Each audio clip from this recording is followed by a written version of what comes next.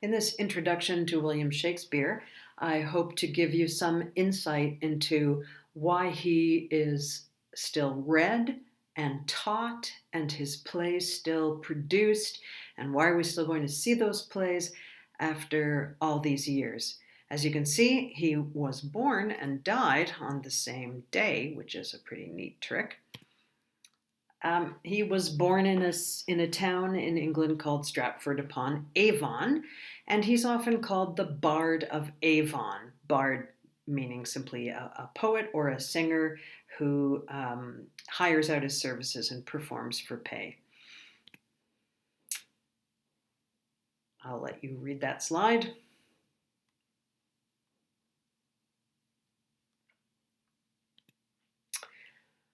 Well, let's pause here for a moment and see if you have any answers to this or any theories about this.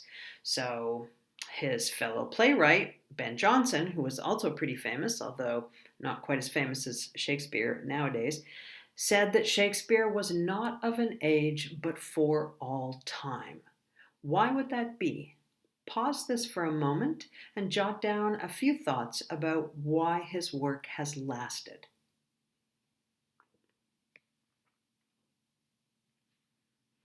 Okay, so hopefully you have a few thoughts about why Shakespeare's work has lasted so well. Let's take a look at some answers. That's the short answer. So he certainly has a lot to say about the human condition, about all kinds of aspects of the human condition, about power, about love, about betrayal, about control, about forgiveness. You name it, there's probably a play that deals with it. The poetry of his words still hits us. It still strikes us as something beautiful and expressive. And the characters that he created are still meaningful, memorable, compelling. We want to know what happens to them. We become entranced by their stories. Yeah, this is one of the only portraits. Of course, you'd have to have a portrait that was painted. There's no other options. One of the only portraits that might actually have been painted from life. You'd have to go to London to see the actual portrait, but there it is.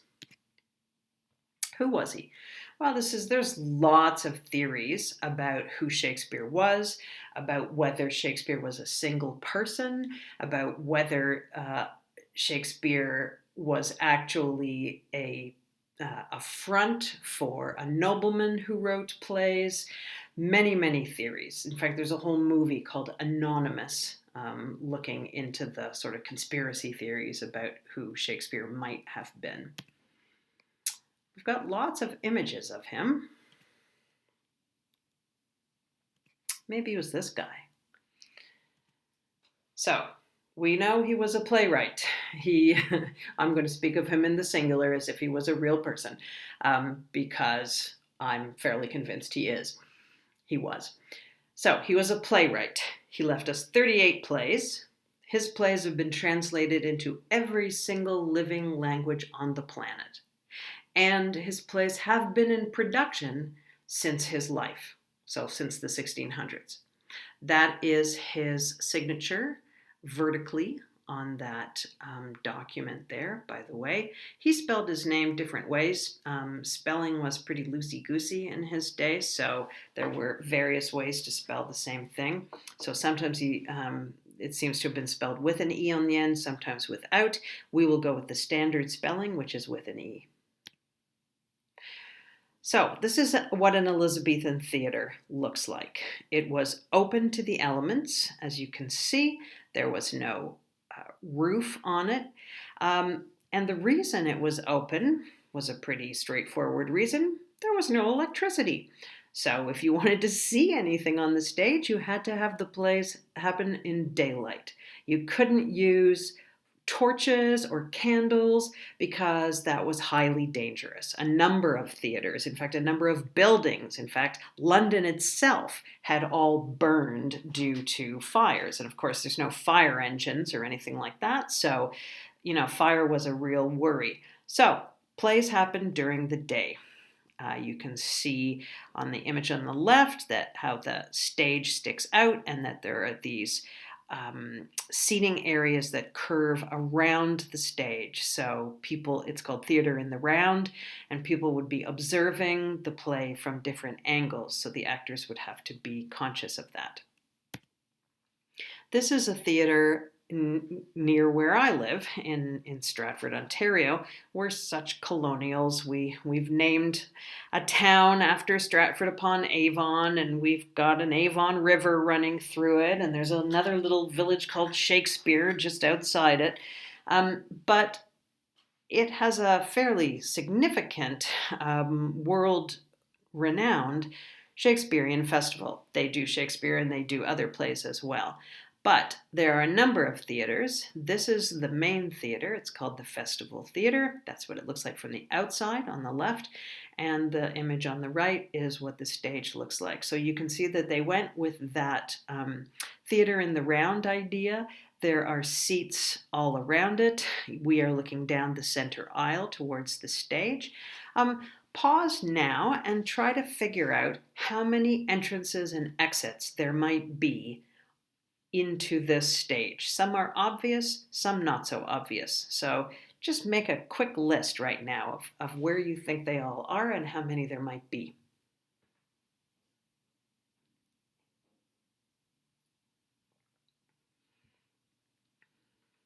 Okay, so if you've made a list, I will let you check your list against what I know is on this stage. I have actually stood on this stage when I was training as a teacher. We went on a tour and we got to stand on the stage, and that really freaked out my friend who had trained as an actor. So there he was standing on probably the most famous stage in Canada.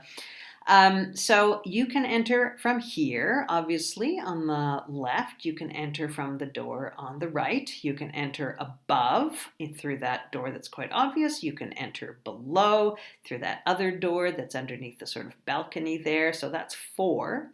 You can also come down any of the aisles. So you can see one aisle. So sometimes actors actually enter from outside the theater and they come running or walking down these steps.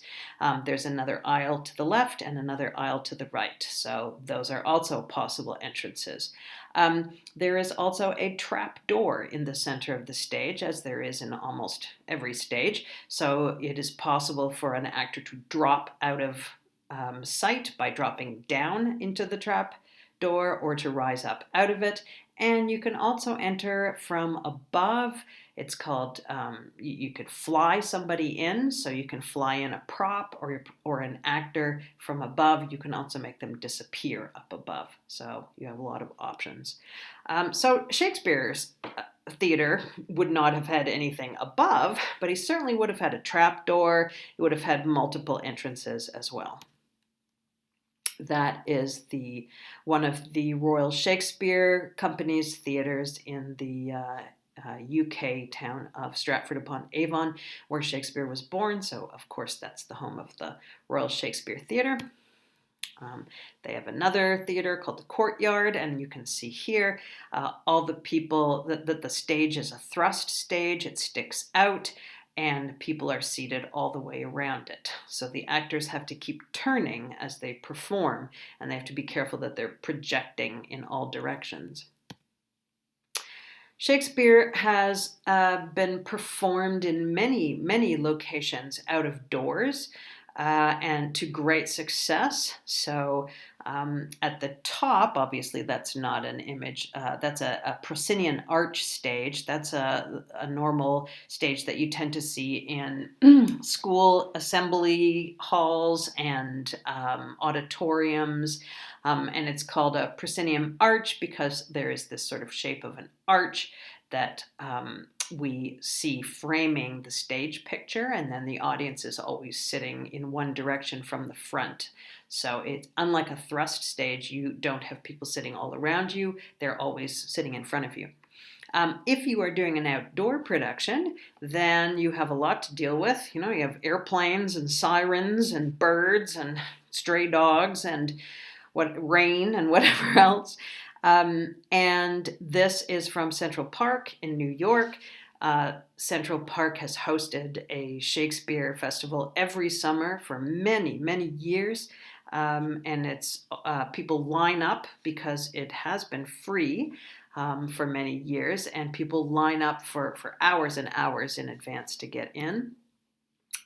That's Shakespeare's Playhouse, which was called the Globe. That's the design of it. We know exactly what it looked like. You can see that it only lasted 14 years. It burned down.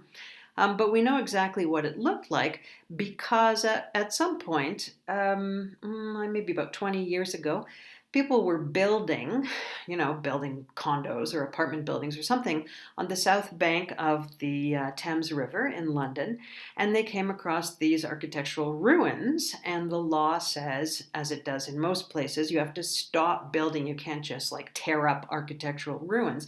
You have to call the authorities, and they have to come in and check it out. So that's what happened, and it was determined that what the builders had found, what the construction crew had found, was in fact the foundations of this theater. So they know exactly what the shape of it was, they know exactly how big it was, and they know exactly where it sat because they found the actual foundations that were left after this theater burned down. So, eventually, a group of people raised enough money and got together and built a replica, which is called the New Shakespeare's Globe Theatre, and it was built in the 1990s, and you can go there today and see a play, and if you do, you will be inside a theater that is almost exactly like what Shakespeare's theater would have been like.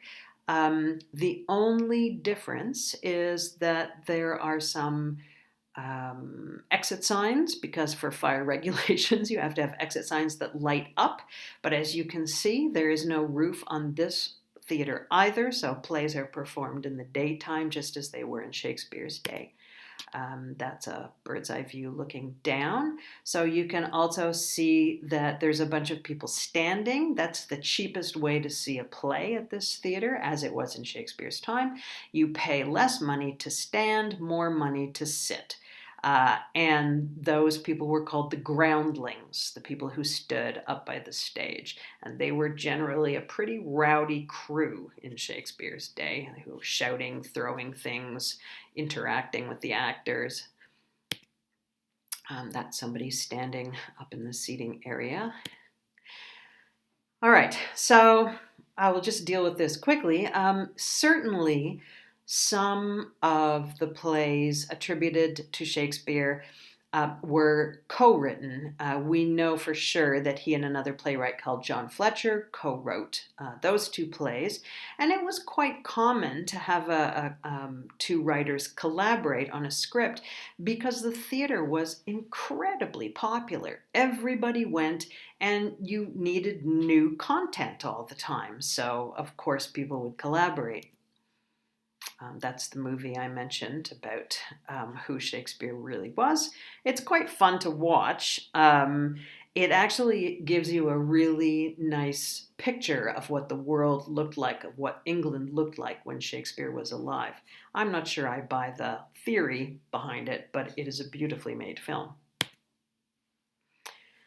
Okay, Ben Jonson, the other playwright that I mentioned before, who said that Shakespeare was not of an age but for all time, he published a book called Works, and that contained his plays, Jonson's plays. Now, this was unusual because before then, nobody published their plays in book form. So as it says here, when Jonson did this, it created a new sense of authorial ownership over such works, which technically belonged to the theater companies that staged them and were generally regarded as ephemeral. So Up until Johnson published his works, which didn't happen until 1616, which was the year Shakespeare died, if you were a playwright, you'd write a new play, you'd help produce it, direct it, you might actually even act in it, and the theater that commissioned you would own the play. You didn't own the play, even though you wrote it. And so you wrote it, it was produced. When ticket sales started to drop, then you or somebody else wrote a new play. So that's how it used to work. So that means that plays were not preserved. They were not printed. They were not published. And as you may remember from theory of knowledge, if knowledge is going to last, if it's going to be preserved, then you have to preserve it using a technology that will defeat time and space. And in terms of a script, that technology would be the printing press and writing. That would defeat time and space. However, that was not the practice with plays. So there were tons and tons of plays that were produced in Elizabethan England, so called because Queen Elizabeth I was the queen at the time. But we've lost many of them, just as we've lost many of the plays of the ancient Greek and Roman playwrights, because they just weren't published. So that was lost knowledge. Okay, so Shakespeare's 38 plays fit into a couple of genre categories. Comedies, which if you've seen any, they usually involve similar plot twists. So you often get mistaken identity, characters who fall in love but with the wrong person, and that has to be sorted out. They end up with the lovers finding each other, and they always end with reconciliations. People who've been fighting or who've been estranged are reconciled, and people get married at the end. So a comedy is, by its generic definition, a plot which ends happily. It probably amuses you and makes you laugh along the way, but that is less important than the idea that it has a happy ending. You've probably heard of some of these, and you can see by the stills that the plays have been set in all kinds of different time periods. So the top left, this is in Shakespearean times. You can tell by the costuming, they look Elizabethan. This image below them on the left looks like it's set around 1930 or so, given the costuming. The one on the bottom right is set in the Edwardian era. You can tell by his suit and what everybody else is wearing. This one on the top with the guy with the yellow baseball cap, I have no idea. That seems to be a mishmash of contemporary and Roman, and I have no idea what. So they were having fun, which makes sense if they're doing a comedy. Two more comedies. Obviously, the one on the right is set in contemporary times. Merchant of Venice is not always classified as a comedy. It's it's actually sometimes seen as a problem play, but that's a whole other issue, and I won't get into it here. That Midsummer Night's Dream is a beautiful movie, by the way, and so is Much Ado About Nothing. I love both those film versions. Some more examples in these stills. You can see that the theater companies have used colorblind casting or diverse casting, where they assume that they can cast people of whatever race, and we will suspend our disbelief, as we are anyway, and enter into the spirit of the play and not spend a lot of time worrying about who's black and who's white or who's what, and just go with the play. That's a common practice nowadays. The Tempest was the last play that Shakespeare ever wrote. There is a main character called Prospero, who is a magician who decides to give up magic at the end of the play and kind of retire. And so some critics claim that Prospero is Shakespeare's representation of himself. That is a photograph from a version of The Tempest that I saw at Stratford with a very famous Canadian actor who died shortly after he did this role. All right, then we've got the history plays. Unsurprisingly, they're about English history. So, as you can see from the second bullet point, the plays were basically propaganda. They were written to present the monarchy of the time in the best possible light, to make the current monarchy look good. They're all named after monarchs, unsurprisingly. And the ones who have a bad king, like Richard III on the right there,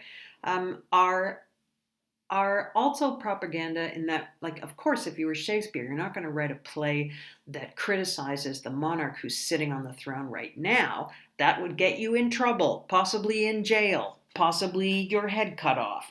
So what you would do then is criticize or make a monarch look bad if they belong to sort of the opposing faction or the family that had been ousted. Like I say, they're all named after kings. That's why, they have titles like Henry IV and Henry V. There are 12 tragedies, which is what we're going to read. About half of them are set in ancient civilizations like ancient Egypt, ancient Rome, ancient Greece, and the others are set in Europe and more contemporary, like not 1,000 years ago, but a similar time span as Shakespeare and his audience were living in. Okay, so what do we know about Shakespearean tragedy? Well, you have a link that you can check out about tragedy from the IB Literary Jargon document, but we'll just review the main characteristics here. So, the tragic hero experiences a reversal of fortune due to a tragic flaw or to fate. So, his fortune, and it's always a he, the hero begins the story with everything going well. The hero has wealth, he has success, he has love, he has respect, he has status. But he loses all of that either through some kind of flaw in his character or some kind of mistake that he makes, or more often in the ancient Greek and Roman tragedies, because he was fated to experience this reversal. So what happens when he falls from grace? Well, as he falls, as he loses that success, respect, wealth, love, etc., his nation state also suffers with him, because especially if he's the king, he is the representative of the nation state. He is the state embodied. And so his losses, his corruption, are also reflected in what happens to his country, as we shall see in Macbeth.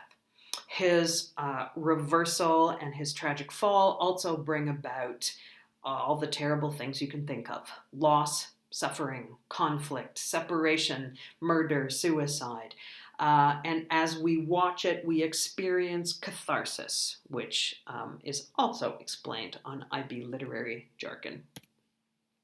So here's one of the tragedies set in ancient times. It gave Shakespeare's theater company a chance to put glamorous, exotic costumes on the stage, which of course was a crowd pleaser, and to depict an ancient, exotic, faraway time and place. There's always a lot of blood.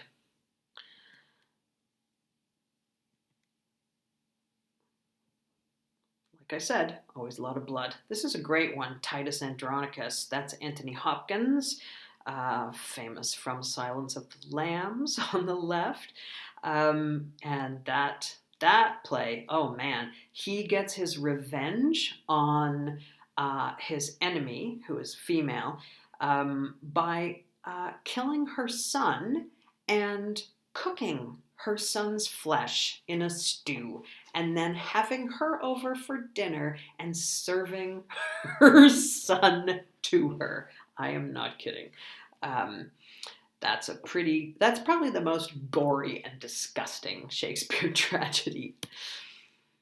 King Lear, Titus Andronicus was an earlier work. King Lear is a later work. It's more, the tragedy is more nuanced. It's less about blood and more about people losing their humanity and falling prey to their human flaws.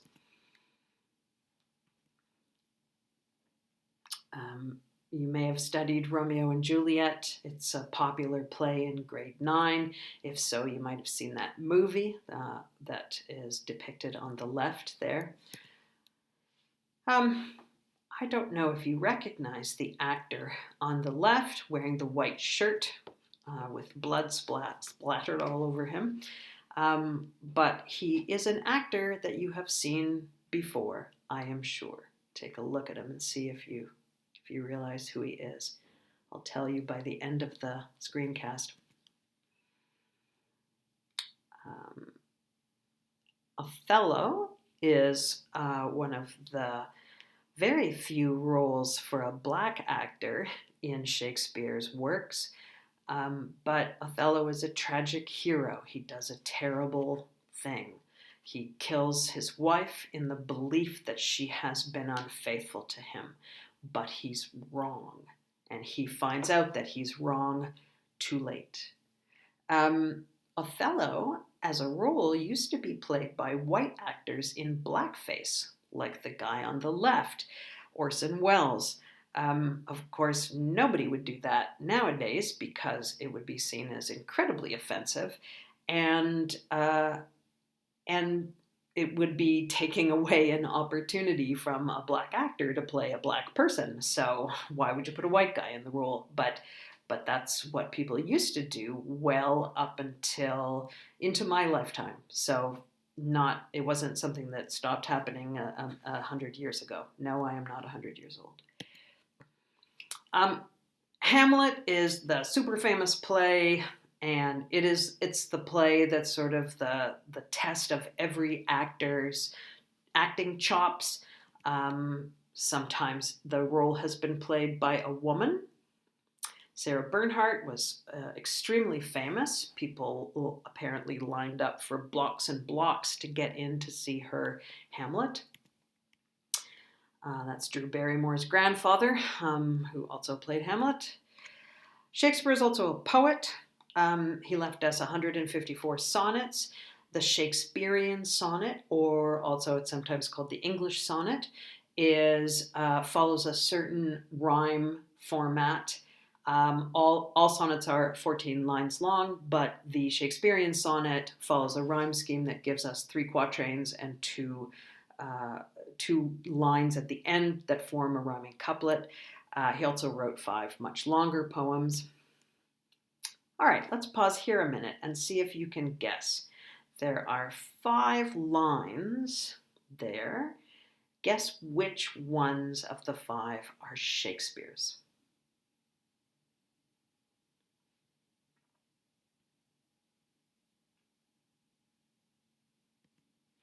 Here's the answer. So the second one and the last one were written by Shakespeare, the others not. So I hope this indicates to you that his language is maybe not so dense and impenetrable and difficult as you might think. Shakespeare festivals are held all over the English-speaking world. And this is one from Toronto that's held in High Park, a large park in the middle of the city. This is one from Vancouver. They have theirs in a park on the beach, so they're beside the Pacific Ocean doing this. A friend of mine actually played in Twelfth Night in this season. He was acting in that play. That's just a still from the calendar of the Stratford Festival, but they do different plays every year. The Royal Shakespeare Company is a British company that has been performing Shakespeare's work since 1879, but it also tours and it also makes film versions, which you may have seen in a cinema near you. So that's one of the RSC's calendars. There have been lots of film adaptations of Shakespeare. Sometimes they've been quite true to the original, and sometimes they've been just wacky. You might have seen Romeo and Juliet, directed by Baz Luhrmann, starring Leonardo DiCaprio and Claire Danes. The lines were cut quite drastically, and Baz Luhrmann's films move quite rapidly, so it has his imprint on it. Then there's been lots of other versions of Romeo and Juliet. So it just shows you how universal that play is, and many of the plays, but especially I think Romeo and Juliet, that it has been remade so many times in so many forms. It was a ballet. It's a ballet. It's the basis for West Side Story. Shakespeare's plays have been produced all over the world under all kinds of circumstances.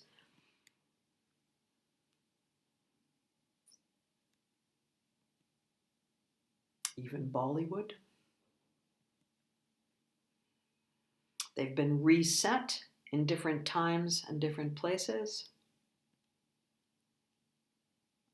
This one was in Iran. You can tell from the newspaper clipping that they had surtitles. So, of course, they're in Tehran with an audience that does not speak English.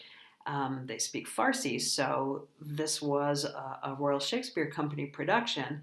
So they were performing in English, but there were surtitles, which are like subtitles that you project on the top of a stage. But as you can see at the bottom, during the first half, the audience listened silently but attentively. They had to. The Farsi surtitles had fallen completely out of sync, so they had to sort of bridge the gap in their imagination between what they were reading and what the actors were speaking. This was a highly controversial production of Merchant of Venice because in Merchant of Venice there is a Jewish character who is persecuted by Christians, and one director actually reset the play in a concentration camp. This is an example of a fairly recent production of one of the comedies, Love's Labour's Lost. So an Afghan writer translated it and put it on in Afghanistan, in Kabul, in Afghanistan. He thought, as it says at the bottom, it would be the start of a cultural renaissance. That's not what happened. So, art has power. Art is feared sometimes, as in this example. It might make people think. It might make people challenge. It might make people do things differently or question authority. A couple of recent movies. There are opera versions. That was a huge production in New York. This is one of the Henry IV, one of the history plays that was set in Brooklyn. Here's an example of Macbeth being reset. On the left, the poster is in Maltese, the language of Malta, and the right is a still from a production in the Netherlands in Dutch. There have been several, actually, Japanese productions of Shakespeare plays. This is one using traditional Japanese theater techniques to tell the story of Macbeth. Akira Kurosawa is a very famous filmmaker, and he remade Macbeth, and it was called Throne of Blood when he remade it, but it's basically the Macbeth story. Macbeth is a samurai instead of a king of Scotland. He also made, the same director made a version of King Lear. I don't know if you've seen 10 Things I Hate About You. Heath Ledger was in it, and that is a version really of The Taming of the Shrew. And The Tempest became this crazy sci-fi film called Forbidden Planet. There you go. Everybody's into it. Jet Li and South Park. Mel Gibson appeared on Sesame Street with Elmo, making fun of really of Hamlet, a line from Hamlet, words, words, words. And the Muppets also did their versions of other plays. And there's a huge industry around Shakespeare. People are still making money off him. There's a well-known painting of a scene from Midsummer Night's Dream. There's a painting from Hamlet of Ophelia who drowns herself. There's a really interesting story behind this because the model who was posing for Ophelia was in a bath of water because the painter wanted to get the details right of how her dress would and her hair would float. And so she was in this bath posing for him as he painted, and the lamps that were keeping the water warm went out and he didn't notice, and she was slowly freezing in the water, but he didn't notice, and she didn't want to move because she respected his painting, and she actually was Elizabeth Siddal. She was a painter herself, and she got quite sick from posing for him in this water, quite seriously ill. She did recover. Here's a modern painting. Oh, Brave New World. If you have read the novel Brave New World, I don't know if you know that the phrase Brave New World comes from Shakespeare's play The Tempest. So many books. If you go to Verona, they will try to show you Juliet's balcony, which is kind of weird because Juliet was a fictional character and didn't really have a balcony. And marketing galore. I like the goth dolls on the top left. Green Eggs and Hamlet, also a favorite. So, some contemporary productions. Jude Law played Hamlet. The guy in the white shirt that I asked you about before was Patrick Stewart, who was in X-Men, and he played Macbeth in 2008 in New York on stage. Ewan McGregor played Iago. Anne Hathaway played Viola in Twelfth Night. Benedict Cumberbatch played Hamlet. That's a National Theatre production that was filmed live, and so you could see it in the cinemas. That was a 2015 movie of Macbeth. Quite a good one, actually. This one I have not seen. This is a Joel Cohen directed version with Denzel Washington playing Macbeth. And the first thing Daniel Craig did when he finished playing James Bond, interestingly, was to play Macbeth on stage in New York. I will let you read this. You might know Patrick Stewart from he played Jean-Luc Picard in the Star Trek, I'm going to get this wrong, Star Trek Next Generation? I don't know. I'm sure you know.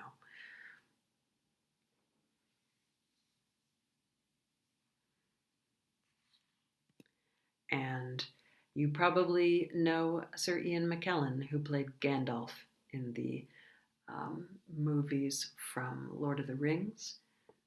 That is him talking about his earlier life. He was trained as a Shakespeare actor and did a lot of Shakespeare before he got anywhere near a movie screen. There are statues and memorials to him all over the English speaking world. That is his actual grave in Westminster Abbey. Oh no, I take that back. His actual grave is in a small church in Stratford, but he has a monument, a memorial in Westminster Abbey. And that's all on Shakespeare for now.